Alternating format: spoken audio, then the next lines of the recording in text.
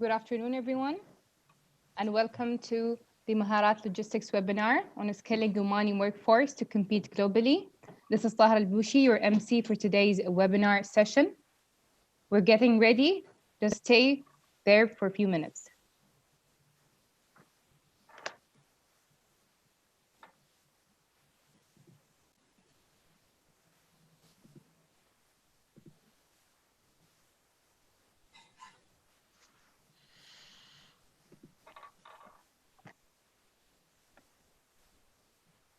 Assalamu alaikum wa rahmatullahi wa barakatuh. Good afternoon, everyone, and welcome to the webinar. This webinar is brought to you by MAHARAT Academy, supported by OLA, Oman Logistics Association, and CILT, the Chartered Institute of Logistics and Transport, and our digital media partner is Imagine Oman. The webinar is going to focus on the post-COVID-19 situation, changing word, the new normal elements of professionalism. MAHARAT is an Omani-funded training business, which means that we are 100% geared to in-country values with Omanization at the heart of our agenda. MAHARAT's main purpose is skilling the Omani workforce to become globally competitive. MAHARAT designs, develops, and delivers tailor-made and measurable solutions for clients in the public and private sectors in Oman. MAHARAT provides itself in delivering training solutions to local and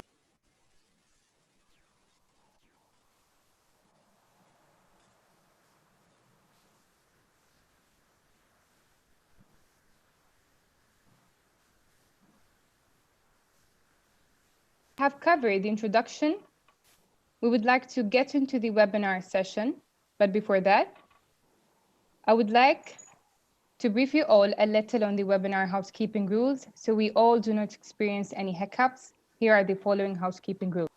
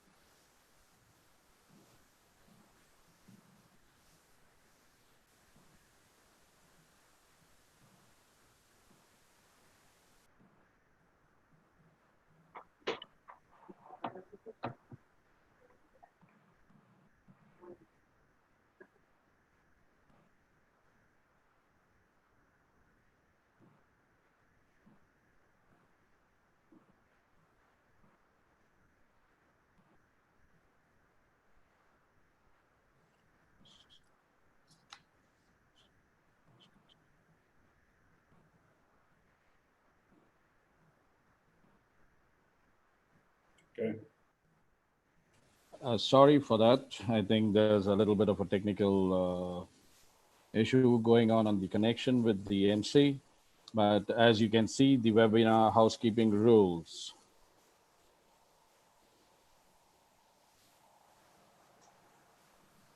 Okay. Hello? The MC is here. So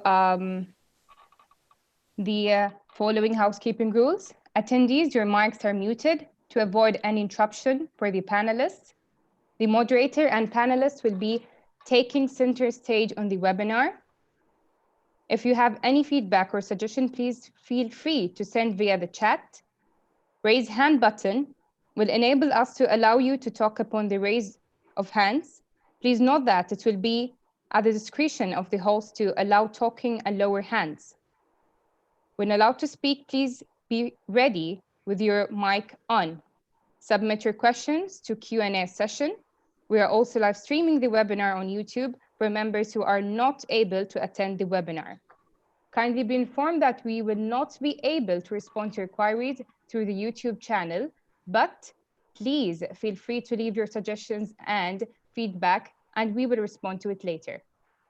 And without further ado, I would like to introduce our honorable guest who will take this webinar session forward. starting with our moderator of the session, Mr. Warith Al-Kharousi, Chairman CILT Oman, or as we know him in the industry as the father of logistics. Our valued panelists today are from different reputed business verticals in the logistics industry. Mr. Abdul Malik Al-Blushi, CEO Oman Post, Mr. Keith Newton, Secretary General, CILT International,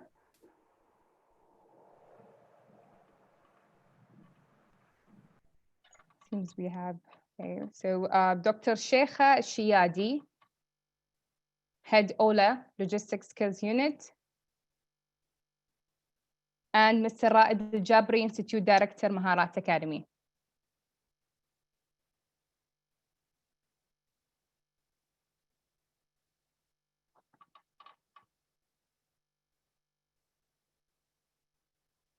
It gives me a great pleasure to hand over the session to our moderator, Mr. Warith Al-Kharousi. Thank you, Thahra, for the excellent introduction. And just a little hitch, we still have to get into this adaptation of technologies, but that's fine. We understand that, and thank you very much for the introduction. Hi, everyone, and hope that everybody is keeping safe and healthy. Let us all keep to these new norms. We need to survive this pandemic so that we can actually go towards doing our business post-COVID. So my name is Warith Al-Kharousi, as Tahra told us, and I'm wearing a different hat. Today, I'm actually wearing the hat of the chairman, CILT Oman, and many other hats as well, but for today, I think we'll keep it with the CILT Oman. I'm very honored to moderate this panel today of experts here, very, very deep insights and very experienced people. So inshallah, we'll get a lot of insight from them and see how Oman can actually skill its people to become globally competitive and what is needed to be done. So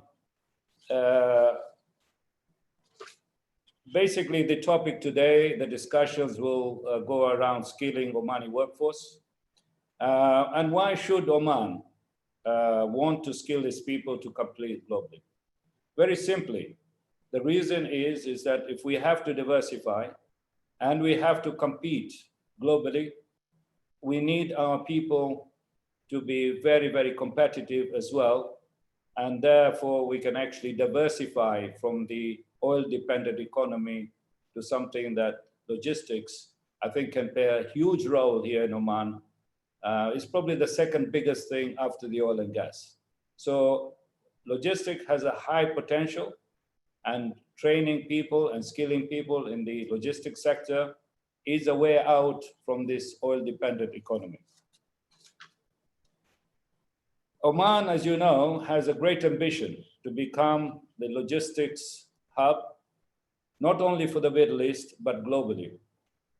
And if you look at the Indian Ocean Rim now, the biggest dry dock in the Indian Ocean Rim is in Oman.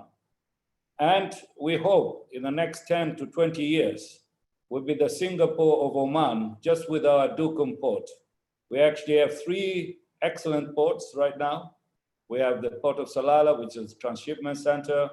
Duqm port is coming in very much industrial and oil storage port. And then also we have the Port of Sohar, which is the food hub of the Middle East, and becoming a food hub for the Middle East. And through this COVID-19, it's been utilized a lot in terms of supplies to the GCC, etc. So it's crucially important that we have competitive, skilled people, and these people also as well can be exported to our region in Saudi and a few other places. So therefore, it's an export potential of our human resource. What I'd like to do is share with you a slide where it actually centers with people, processes, and technology. Like all these things in life, if you have an organization, if you have a community, you have a country, you have an institution, it's all about people at the end. We can have processes, we can have technologies, But without having the right people to do the right thing, it becomes very difficult for us to compete. And we know now, for instance, this COVID-19 pandemic has made us feel, kind of, I would say, left out, because something came overnight and we had to adapt to the new world. And that new world can only be adapted by how people work, how can they be creative in doing things, how can they adapt to the new norm. And that's been very crucial for the adaptation and surviving through this pandemic. So it is important that at the center of it, people need to be trained well, skilled well, work well with others. They have to have problem-solving skills, etc. And this actually drives the whole organization. Processes are there, but they're static. Processes change, is how people change them. Technologies need to be adapted, but who adapts them is the people. So with these three elements of professionalism, I would like each of our panelists to go through this and put this in the centerpiece and let go through with it. So I would like to start with Lakh Abdul Malik. He's the CEO of Oman Post. And Abdul Malik, if I pull you in now to go through this, how does your organization take the transition? And I know for sure you, for the last 3-4 years, you've been taking your organization from that traditional sort of organization posting letters to the e-commerce world. So it's not about the COVID-19 issue, that's why you're changing, but you've done this journey in the last 3-4 years.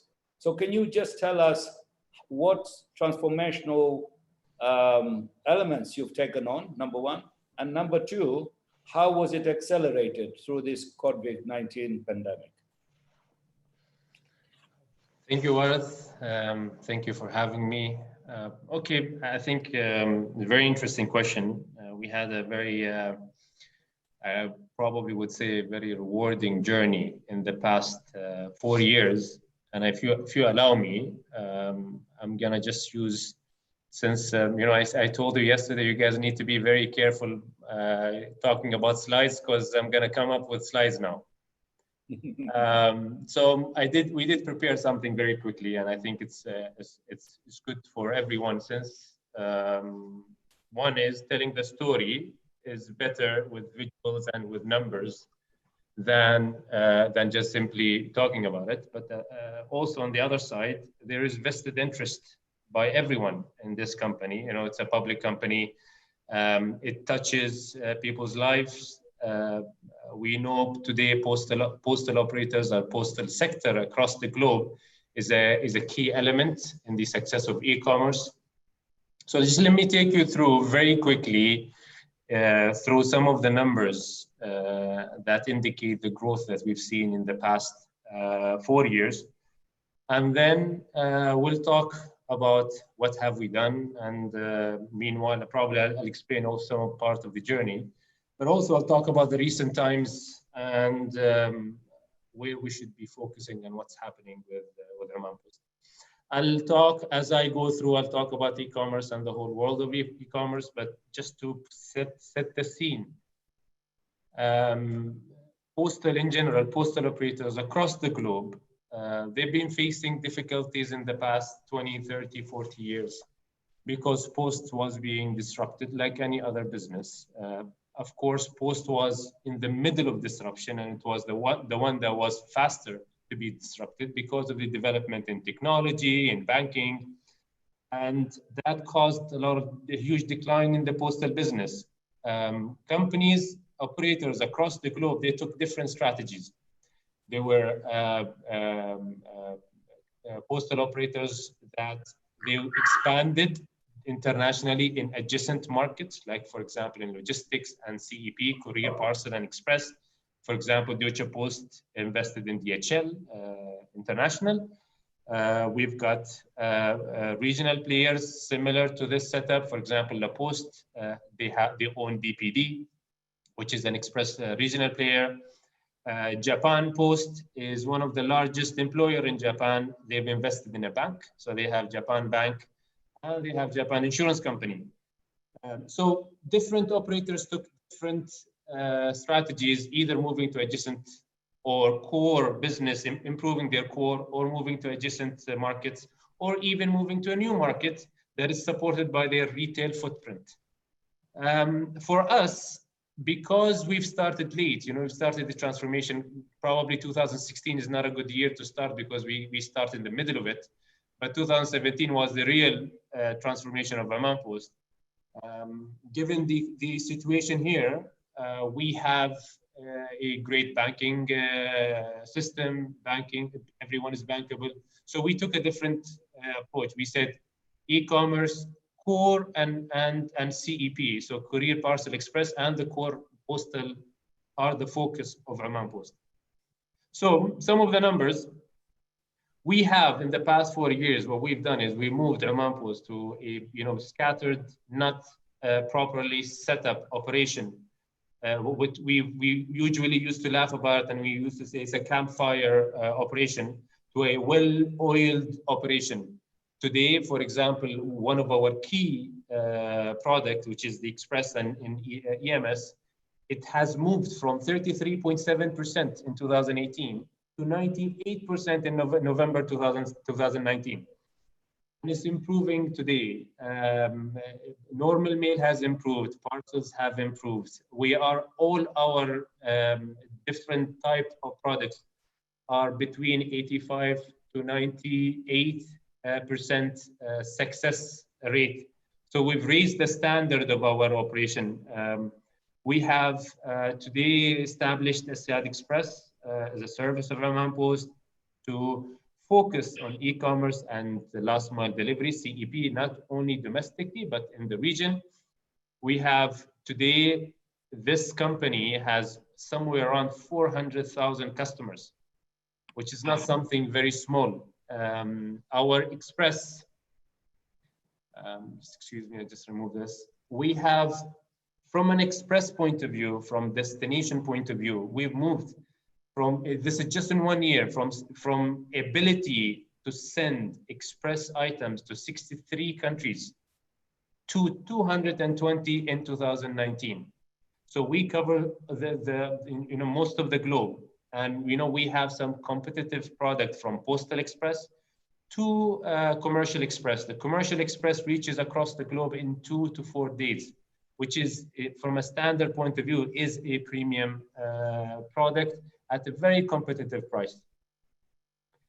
If we look at business excellence, we've started the journey of business excellence in 2019, and it was focused on improving customer experience and improving the quality of Oman Post, but also developing a culture of efficiency and effectiveness.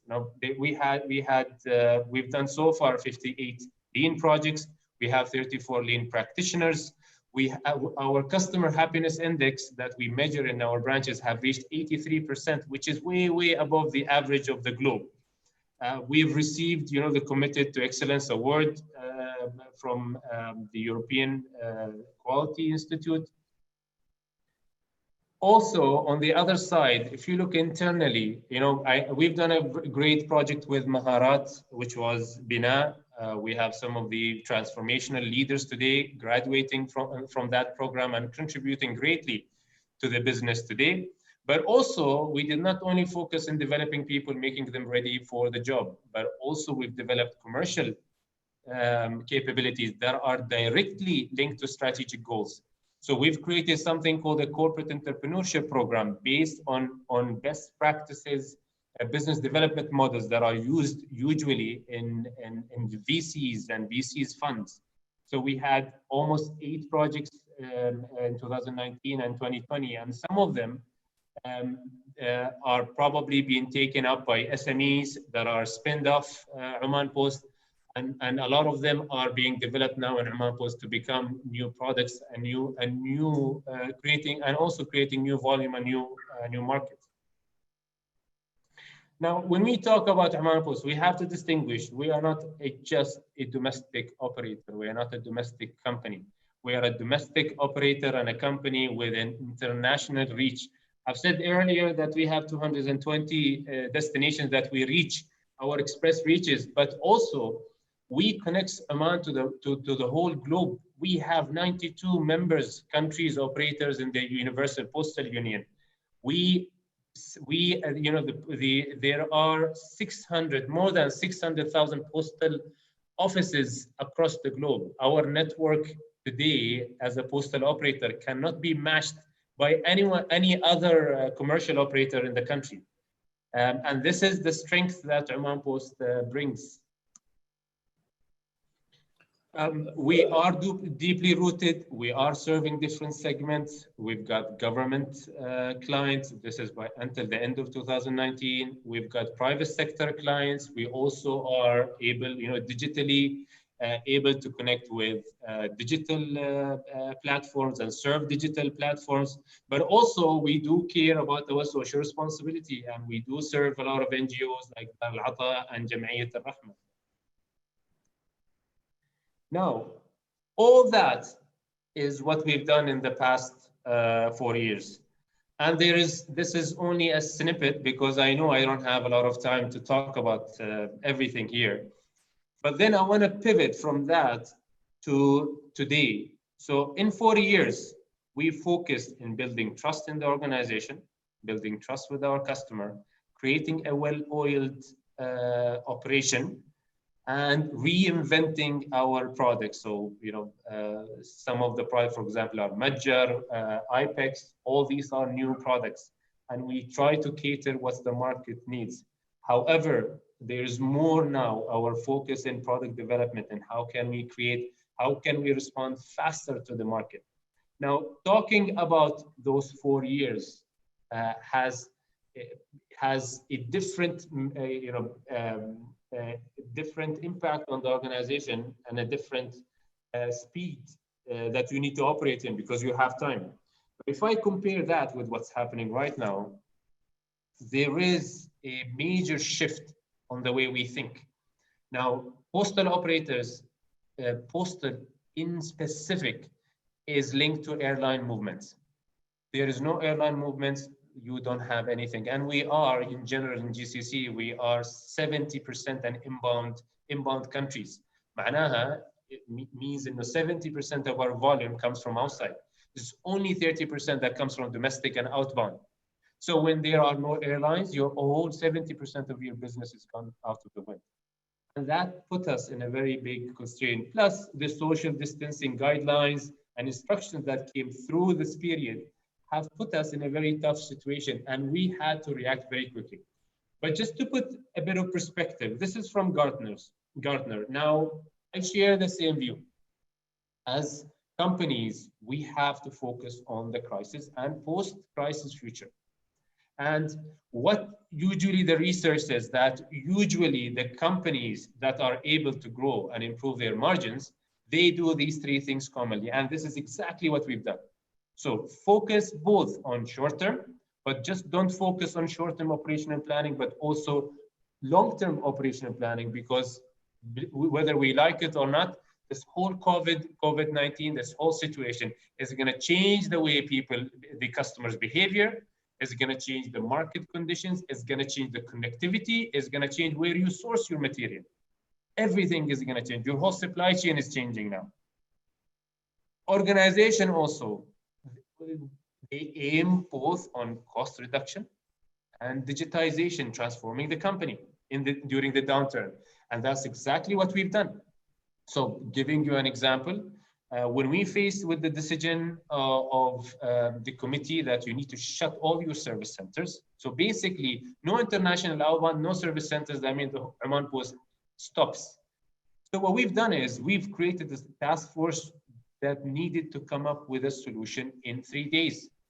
And they came with a digital solution ready to implement in 3 days. And we've created an online calendar, a booking system linked with our website that links the customer to all our branches across the country. And you can book a spot and you can go and be served outside the post office. That was one of the, we were fast in implementing, but also is thinking, how can we digitize some of our requirement to cope with the situation? In cost reduction, we have been, we in the past 4 years, we've reduced our fixed cost by 20%. But now we are even looking very deeply in cost reduction, given the whole situation. Third, companies, they maintain and adopt both aggressive and conservative strategies. Now, aggressive is how can we react to the market? Is it the right time to expand? And we are thinking, we are investing, for example, in Asad Express. We are investing heavily in improving our capacity, whether capacity in technology or in network. We're looking at it across the value chain. Increase capacity so you can capture the market very quickly. We can see what's happening in the market with other operators where customers are really facing difficulty in being served. And what we are doing right now, we have an aggressive strategy of how can we create a substitute to those services? How can we come up with the new services, even in a downturn? So these are some of the aggressive strategies that we are looking at. But also on the other side, we're being very conservative in our strategy, looking at how we can maintain cost, how can we reduce cost, how can we become more efficient, where do we need to focus and where we need to relax. All these are being looked at. Now, in this context, if we think of what do we need from a people point of view, now we all know that organizations to grow, or to survive in this, in this situation, what do we need? Usually, you need two specific resources, two constraints that stop organization from growing. One is financial, the other one is people. And since we are a service industry, people are a major contributor to our success and our growth. And if we look at what's happening right now, there are key areas that just pop up and they are evident. One is we need to help the organization to become more flexible and cope with the market. Your long-term planning has to become much more shorter planning within a long-term scheme. Those are capabilities that you need to develop, and you need to prepare your people. And the digitization, the whole concept of how can you fast move and create, whether through the digitization process or through your business development process, you have to be fast, and we all know big does not beat small. Fast beats slow. And that's where should be also the focus, and that's what we need to, develop.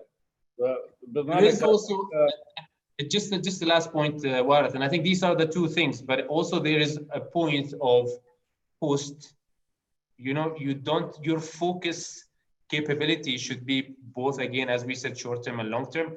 A lot of companies, they just focus today to get out of this, but they also should be looking how they can do proper planning post this event. I hope I've shared a good, I set a good scene for the discussion. Yes. But again, I leave the rest of the panelists. Yeah, I think that was a fantastic insight, and thank you very much, Abdul Malik. It is very, very insightful. I think you've talked very much of what is needed in terms of people focus and leadership requirements. And as far as I'm concerned, you have shown that you are one of the leaders in logistics here in Oman. And with that transformational journey that you have put in and the people that you've actually homegrown within your unit. One last thing, which before I get to the Keith here, is that it's important that we now need to shift the focus on training on its own right, but into training within the organizations. I think you mentioned that. And that fast tracking of getting people from training into the work site and really work on with their hands on is a huge difference. And I think the experience between yourselves and MAHARAT was that within 3 months or so from graduation, they really need to get their hands into the organization and start doing sort of benefit the organization and gain from their sort of efforts. So thank you for that. This is a good time now to bring in Keith, actually. Keith, the question I ask is that you've seen the challenges and the pace of Oman Post, and thank you, Abdul Malik, to tell us that we can actually be almost proud of it, that it's now going to 220 countries they're serving. So I think this is a fantastic shift in the last few years. What can you create value for us as CILT International with a global experience of 100 years or more, and into Oman Logistics Association? And maybe you can tell us a bit your strategic, what do you call it, partnership with Oman Logistics Association. And then we'll take from you to Dr. Sheikha after that. Could you make it a bit more briefer than Abdul Malik? Sorry. I will, but yeah, no, thank you, Warith, and thank you, Abdul Malik. That was very interesting hearing about Oman Post, so time well spent. And I'll pick up some of those themes now, Warith. I was first in Oman in 2012, meeting Warith, actually, and that's where when we set up CILT in Oman. So thank you very much for inviting me here. I would have hoped to be in person, but Zoom is nearly as good. As Warith said, we're very excited. 6 months ago, we signed the partnership with the Oman Logistics Association to continue to develop CILT and our relationship with professionals in the country. And the webinar today will build on that, I'm sure. So just a little bit in terms of CILT and who we are, fits remarkably in the theme that both Warith and Abdul Malik mentioned, which is people. So we are a people organization. I've been a member of the Institute for 35 years, and the last 8 of those I've been privileged to lead the organization globally. We had our 100 years anniversary in November 2019, and that was a remarkable, when we look back, a remarkable period of time as an institute. We're now in 36 countries, but importantly, you need to build on that base, and that takes us, I think, into many of the themes for today, particularly with COVID-19 being our challenge for the new century.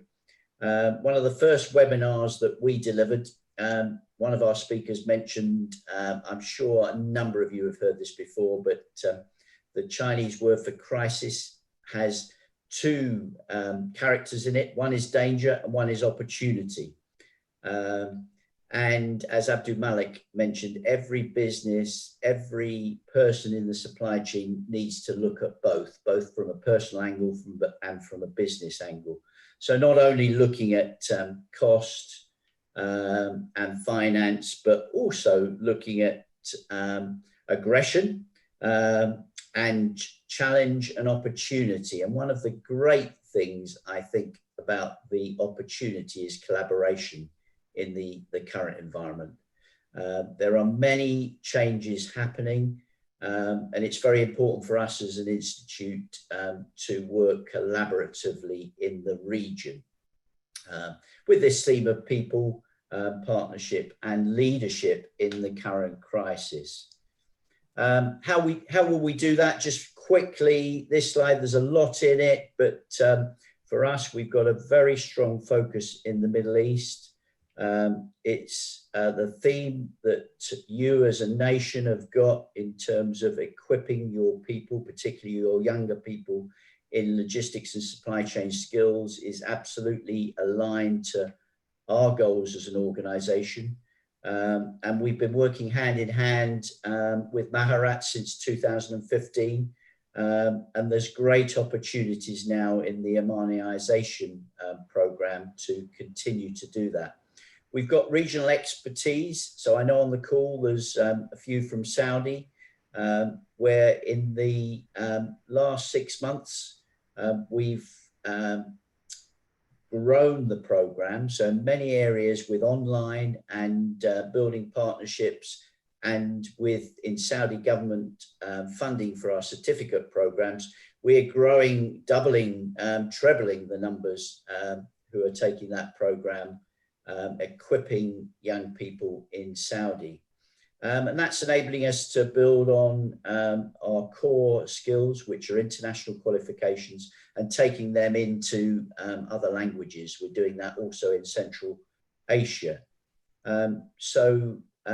For you in Oman, I think, and for us in CILT, it's working more in terms of partnership on our programs and working with you to fill those skills gaps, which undoubtedly exist not only in the region, but globally.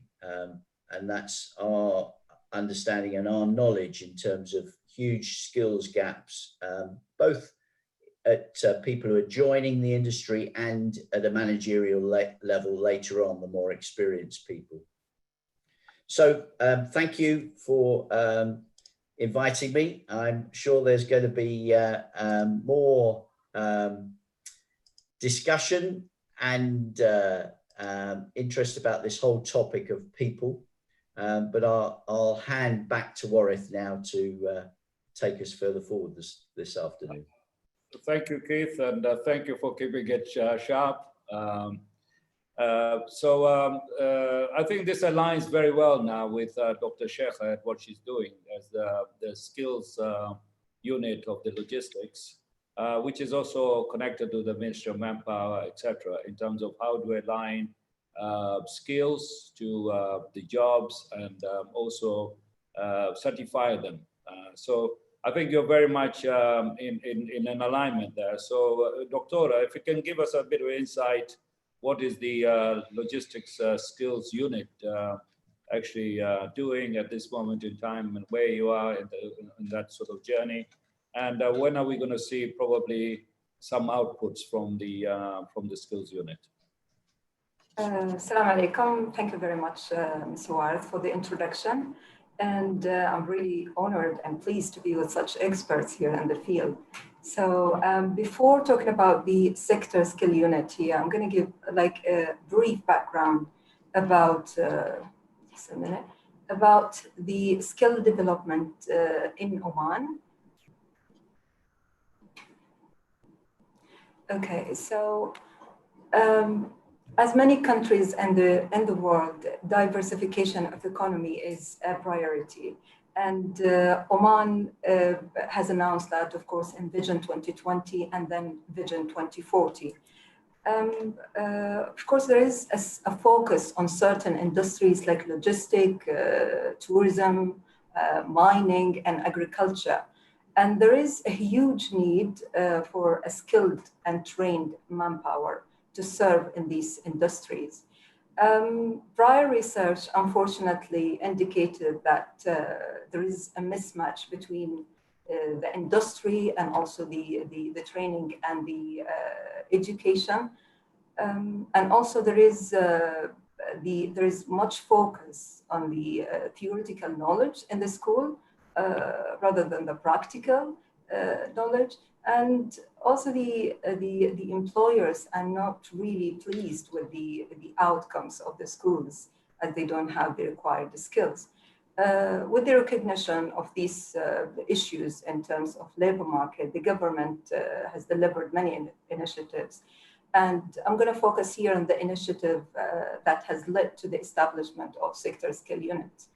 The initiative started with the TNFID, the National Program for Bracing the Economic Diversity, and then this has led to the establishment of Occupational Standards Center. It's under the Ministry of Manpower, and this, the center is responsible for developing a sustainable skill development system in Oman. And it's also managing and licensing and support operations of sector skill units. Sector skill units are employer-led organizations, and for these to be led by employer, OSC seeks sectoral association to host such units. And in case of logistics, we have Oman Logistic Association, which is the voice of the industry and links the industry with the government, and also contributes to the development of the workforce in the logistic industry. So then the sector unit has a great, contribution and for the development of the trained and skilled manpower in the industry. Sector skill units are created to give a voice for the employer. And in order to skill, as the topic of our webinar is in order to skill the Omanis to be globally competitive, I'm going to go back to what Mr. Abdul Malik mentioned, that the operations are changing now in Oman Post, and there is a need for people who have skills in planning, problem solving, have commercial capabilities. And in order for, of course, SSU is created to help and support the industry in delivering such, workshop for the industry. So if we have a look at this skill development cycle here, we are focusing on two main things. The first one is the occupational map, where we work with the industry to define the sector, define the occupations in the sector, define the job roles. And these are developed by SSU and then validated by the industry and then approved by the government, and here the Occupational Standard Center. And the second thing we are doing here, the labor market intelligence, where we research the skill gap in terms of demand and supply, and this for better decision making, nationally. And then comes the national occupational standards, and these are the performances, or they specify the performances of an individual in terms of skill and knowledge in a specific job role. So once we develop these national occupational standards, and then we get approval from the government, these are translated to programs and curricula, where we provide the training providers and also the higher education institutes with these standards, and they will have to comply with these standards. And then we have, of course, the assessment, the certification. We plan and execute trainers, and we build accreditation and affiliation process for the institutes. So sector skill unit basically increasing, aim to increase the transparency in the sector, ensure that the skill gap is reduced by working closely with the industry, and also we have given the opportunity to unemployed youth to develop a clear career path in the future. So this is, basically about the sector skill unit and its role in skills development in Oman. Thank you very, very much, Doctor. I think you've really shown us a bit deep insight in how you're going about the skill development. We also had a question some time before about competence development and how do we align it. I think you've answered it very well here. So thank you for that. And I think maybe with the time also limited, let's go towards the training organizations like MAHARAT. How do they respond to all these needs of the industry, the alignment with the Skills Council, and you name it? So I think if I can throw the floor to Raid in a few minutes. Yeah. But to keep it within 5 minutes, please, because we would like to take some questions before we close. Okay. Assalamu alaikum. First of all, thank you for the opportunity today. And I would like to, to take this grateful opportunity and thank also the panelists because there's an advantage of coming in last, because what I have to do is just duplication of whatever is happening. Actually, it's not a duplication. It's more like a shared vision or a shared value that we already, kind of repeatedly saying it, which is people and people capacities and people competencies and skilling people. So I think we are very much aligned into the sort of human capability, into driving the businesses, driving the vision, driving our missions as well. Just not to reinvent the wheel, what we actually do in MAHARAT is, as a training provider, we believe into listening the requirements from the end users or the clients, or actually being the employers, what we call on the market, and then kind of getting the right alignment into working with different expertise. And what we actually do here is identifying the requirements, identifying the sectors or the sort of the impact that we want to actually sort of transfer and take it forward with, and work with an international sort of accreditation, the body itself, and get that alignment as well to a sort of national capacity or a national occupational standard. So we're kind of the glue, working with the expertise, identifying the requirements, and actually coming into a framework, which I've heard some of the training providers call it best practices, but I was restricted not to use this word. I'm going to go with future practices, because there's always an advanced way of actually coming in with your curriculum, the syllabus, and developing the best practices currently to satisfy current needs in whether to push us in the near future and actually push the industry to the next levels as well. Again, because of the time is a factor, I'm just going to walk you through, just simply 3 slides that I've prepared today. Simply, our model is like 70-20-10. This is our learning model. This is what we've been practicing, implementing with MAHARAT. This is our culture. This is the ultimate belief. This is what we're actually aspired with. 10%, it's understood. It's the physical contact, is the sender receivers sort of interrelation, my knowledge being an instructor, a trainer, lecturer, an educator, you name it, sending it to the receiver being the learner and the student, for example. So there's a theory part of it. There is some elements that we cannot actually deny. We need to understand, we need to sort of embed new concepts within our character, within our learning journeys, etc.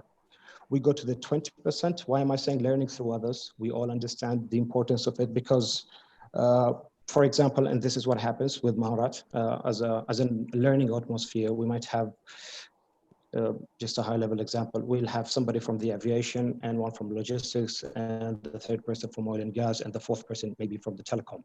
So learning from others, that kind of knowledge sharing, because at the end of the day, the basic fundamentals of the 10% would be exactly the same. But the 20% is always the peer-to-peer reflection. So we always believe that please continue learning from others. Go and have the focus groups, have different activities that you may actually kind of get something, that additional mile within added value to your knowledge. 70% is the ultimatum. We've actually designed most of our programs with a TFE element. TFE is also a focus that we have, is training for employment. So most of our frameworks, in order for us to develop a professional, he or her have to go through the TFE programs, which means training for employment. I would like to just go back to Mr. Abdul Malik and the program that he mentioned. It's one of the signature programs that we had actually a couple of years ago, when we actually dealt with, again, diversified graduates, people coming from different disciplines, engineering school, business and arts, you name it. And we actually design a program that we can speak to the youth and tell them, like, listen, it's time that we do a mindset switch. It's time that we take an already established brand, but how can you anticipate into the changed vision that they have? So we worked with the sector closely. Again, we worked with the client. We worked again with the future employer by identifying these kind of requirements and to kind of relate into the sensitive areas and how can we actually engineer the best solution to them. And I believe by today that we've heard some blessings from Mr. Abdul Malik himself by saying there are some value added, and this is the main purpose. We don't just train, we train to retain. So, and we train to live, to give some time to the talent to get that real sort of exposure to the business and actually reacting to the requirements. So Maharat continue into believing, because we had to revisit our business model. We're still focused in TFE, that's at the area. Again, employability standards, and then we're looking into the best practices or the future practices, and how can we actually embed these practices so we can have a guy, simply a man or a woman, or a young lady or a young man, ready-made, hitting the ground running from day one. SME development, just like a very small sort of input that we may actually contribute back to the economy. We all believe that the SME are the upcoming scale, which are going to actually elevate the economies. And what we did actually here, if we've designed programs to enable the SME, that sort of arena to excel and to go to the next level. And we worked very closely. We even called it in Arabic, Tasara. It's an accelerator program where we work closely with SMEs, understanding, identifying the requirements, going through the business model, the financial models, and how can we actually help them elevate and accelerate to the next level. And the most important thing is the end results of such a project. Last but not least, our focus area as a business model, again, is concentrating on platforms. As it was mentioned earlier, we had to evolve, and I believe each and every business right now and sectors, whether they're struggling, whether they're very relaxed, I'm not into that, but I'm just saying that we had to evolve, and partly we had to actually, sort of cope into designing our solutions and how can we continue the connection that we had with our client. And that's by having the online platforms, having the virtual solutions, and anything that can actually give us the continued development to the learners, to the end users, and to our clients as well. And we are already having some exercises with different accreditations body, the likes of CILT, CIPD, and SIPS as well. Last but not least, something was shared with one of my colleagues today morning. I just wanted to say, how are we actually anticipating this? There are a list of 10 actually skills which were identified as required, and they were actually required to survive the business, not just to sustain, even to survive the business. And these were actually identified by one of the resources. It's an international economic forum. So I think we should, this is just my final sort of word, is to look into the in-house capability that we have, the individuals, the people focus again. Critical thinking, problem solving, we do understand how they interact together. We need critical thinkers. We need people that are out of the box thinkers. We need people that could go that extra mile into identifying what are the key strengths. How can we capitalize in our in-house strength, etc. Problem solving, again, it's a suffer. We are all going through it. What is that one element that could actually add into contributing and adding value to the business model that we have? Even if it's on a division sort of scale, we don't have to go to the ultimatum sort of vision of the brand, but let us work it on sort of divisions level. Creativity, it's time that we think differently. It's time that we evolve. It's time that we actually allow people to shine. I believe, I'm a very high believer of people coming from a background which is purely of human capital and HR resource and human resources sort of ability and competencies. There is a creative person that we have. It's just the time to allow them to speak and to come front, and it's time that they actually would produce and start giving us the net results. Leadership and in view of time, we're almost up to the hour. Okay. The last slide. I think it's clear from the what you're concentrating on. Yeah. I just want to make sure that everybody is on the same page. We would like to wrap up in the next 2 minutes or so. What we're not going to do is go away. We have quite a number of questions. Those who busy and want to move to somewhere else, that's fine. We can go for that. It will be all on YouTube. Okay, so whatever it is. What we'll do a quick wrap up for 2 minutes so that on the hour we've completed the webinar. But we will step back, and I'm going to ask our panelists to step back another 10-15 minutes just to pick up the questions that came through. We've got almost 14 questions here. So we don't want to ignore them totally. They've spent one whole hour waiting to listen and ask the questions. So we will choose a few of them. We may not answer all the 14 questions, but at least we pick up, and some of them are actually repetitive. So we'll pick up a few, and let's stay back, panelists, if you don't mind. I believe Abdul Malik can give us another 10-15 minutes, and the doctor and Keith and Raid. Is that okay? Yep. Okay, good. Okay, no problem. So in that case, please, Raid, if you can just wrap up, and then, but please make it in 2 minutes. Sweet, short, and simple, inshallah. Yeah. I was speaking about leadership and people management again, and trustworthy. No. Please, Raid. Just Yeah. closing slides, because this we've already gone through. Let's go through. This is actually my last slide. I think there's a closing slide, but I think what's her name was going to put up. Okay. Then that's it. Okay, right. Great. The host, Taharia. Yes. Yeah, it's here. So now we're moving to Q&A session. Thank you for the engaging Okay. closing slides. I think so. Yeah, okay, then let's move to the closing slides. So I would like to take this opportunity on behalf of Maharat to thank you, our valued panelists, and all you wonderful attendees for taking time out for your busy schedules to join this webinar. I hope you found this session interesting and informative. We value your opinion, and we would like to request you all to please vote on the opinion pool that is up on the screen. Thank you.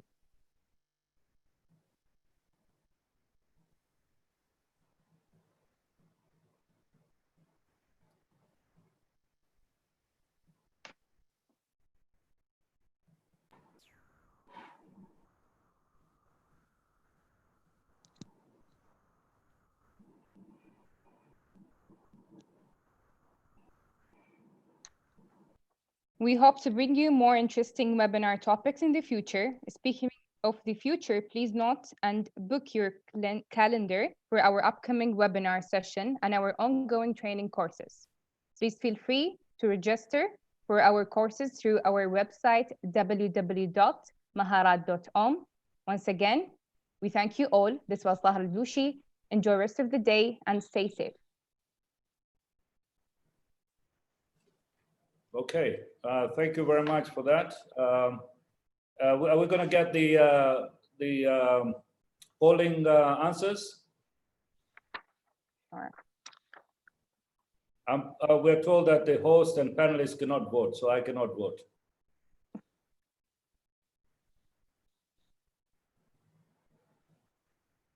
Right. Oh, that's really good. Nice. I like that, actually. Thank you all for making the poll. I see that entrepreneurship skills for SMEs is coming up at the high on the agenda. And I'm probably not too surprised, because I think to work for employers now is probably the old way, traditional way. People want to do their own thing now. And so this is something that we can pick up and understand. But of course, there's a few things on professional development, I think comes close to second. So definitely we are still in business, but I think we'll have to think about our SME training a little more faster and adaptive, because that's probably the one that is really needed. So apart from that, now let's go a bit on the questions, if you don't mind. We'll take a couple of questions. Let's see here. panelists, you have got some questions on your screen. Would any of you want to pick up one of those to talk about? Or should I find you something that I can? Anyway, let me try this one. This is from Can, Senior Lecturer in Logistics and Supply Management from Muscat University. Is there any platform that we can come together with the industry people to match the gap in the industry through our own courses that can be undergraduates, postgraduates, or maybe executive programs? I don't know. Who should take this? I think you should take this. Okay. Yeah, I think first of all, it's very relevant. It's a very good question. I think we ought to have the platforms. I think at this moment in time, we do have a gap between the industry, between the institutions, the educational institutions, and there's a huge mismatch of what the industry requires and what the higher education actually churns out. And institutes like us, MAHARAT, we've been trying to bridge the gap in between. So yes, I think the question is a very good question. We ought to have a platform, maybe such as this platform today, to discuss the alignments and what is needed, what can be done. And I remember actually talking a little bit with Abdul Malik before this discussion here. He clearly says that things will change dramatically post-COVID. And if you talk about the educational institutions like Muscat University, Sultan Qaboos University, their curriculums are designed for three, four years, and they're very difficult to change overnight. So it is important that we become a bit more adaptive to the new world, and take it from there. So the answer is yes. I think there should be a platform. There are, Warith, I mean, I would encourage particularly the students to engage with things like LinkedIn, Facebook, engaging and link with not just fellow students, but professionals. We have a number of platforms that we actively use as an institute. So again, you can engage potentially through the Oman Logistics Association into CRT and use some of those platforms. We've got very active next generation young professional platforms going. So maybe we can look to help support that in Oman as well. So. Right. Yeah, thanks for that, Keith. These are the initiatives I think we're going to look at and work with. So I'll be more than happy, anybody who's interested in this kind of areas, to join up and discuss. We'll try to find a platform of some sort that we can all talk about. Have you got any ideas, Abdul Malik or Doctora? I think Dr. Sheikha probably would be in a good position to answer. Yeah. This is really interesting, and I think there will be a platform, but because the sector skill unit started only early this year, it's started in February, so it's been like 5 months, and we've been really working really hard to at least, you know, start working with the occupational MAHARAT standards in order for us to have this platform, you know, like for the public. But also because of the crisis, COVID-19, you know, like, and we hope that we will have a platform by 2021, inshallah. So I think this is, you know, like things that in our mind, and it will be implemented by next year. Yeah. Right. There is a question here for Dr. Sheikha, and if I can ask you, Dr. Sheikha. This is from Sarab Negi, Dr. Sarab Negi. I would like to ask that which specialized specific skills do you think is highly required to enhance Oman logistics sector? Number 2 question is how these can be developed and achieved, and so forth. It's from Modern College, by the way. Okay, thank you very much for the question. And I think Mr. Raed put a slide where he mentioned something about the type of skills needed for the sector, and also Mr. Abdul Malik also mentioned about the transformational leaders that are needed for the future. And as I mentioned, because we are establishing the labor market intelligence now, and which will study about the skills in the sector, this will give us a clear idea about the current and future skills. So what is, the specific skills needed? I think the industry leaders can answer the question for now. And once we get the data, it will be shared for the public. Yeah. But as Mr. Abdul Malik mentioned, problem solving, critical thinking, customer service oriented, and also commercial capabilities. This is also something that myself I'm learning today. So how can these skills be achieved? This is, as I said, once we finish the national occupational standards, these will be translated to curricula and programs. So any program, comes from any training provider or higher education institute in Oman has to be approved by the sector skill unit. So it has to represent the skills that needed by the industry. So I hope this answered the question. Thank you for that. But another good question here from Ahmed Rawahi. Do you think there are plenty of generic skills should be taught in schools and colleges levels? So not occupational institutes such as problem solving, communication skills, etc. I personally feel,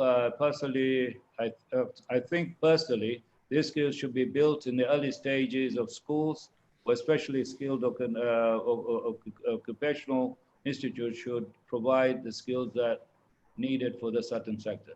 I think this is a question that, I don't know who would like to pick this up, but maybe Keith here, you may want to say something about early age sort of skills before even going to colleges. Yes. I mean, I think there's not many countries that do this well, actually, in education. There's initiatives that have been taken in some countries, but the logistics tends to be a forgotten profession in schools, largely. That's my experience globally. And there's not, as I say, there's not many countries where that's different. I think it's different slightly in countries where logistics is, like Hong Kong, Singapore, where logistics is a very key profession and well known. But I certainly think there needs to be more done. I don't know the situation in Oman at all, so I can't speak from a school situation in Oman, but to get young people involved in understanding logistics early is very important. Great. There's also another great question here from Ali Abdul Hussein. I'd like to say, so he said, thank you for the presentation, very insightful.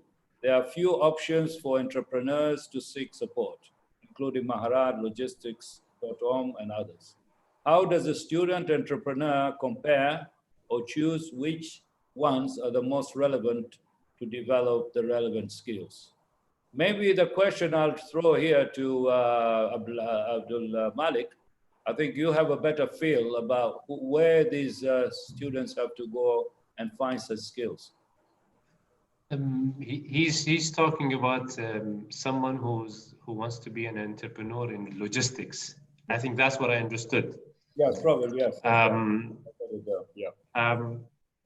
Look, the trend we've seen, and I think, probably I want to also shed light on some of the, I've read some of the questions and some of them have already been answered, but we all know for a fact, and this is a fact that we cannot just simply, avoid or disqualify. The whole world is changing. Our education systems are lagging behind. Now, we've been teaching people, whether that's in early school or university, different skills. The working environment today, we know for a fact that whoever comes out of the education system is not ready for the job. And that's why we have to invest in reskilling them to be job ready. So competencies that are, the problem solving or critical thinking, or other, interpersonal skills.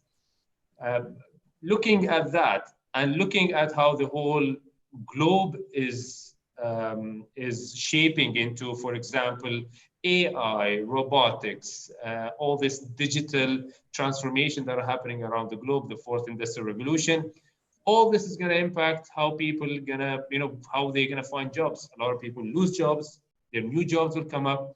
And we all know that new jobs are more focused, the skills you need to focus are more on the softer side, like emotional intelligence, like critical thinking, problem solving, that cannot be solved or they cannot be, fulfilled by technology.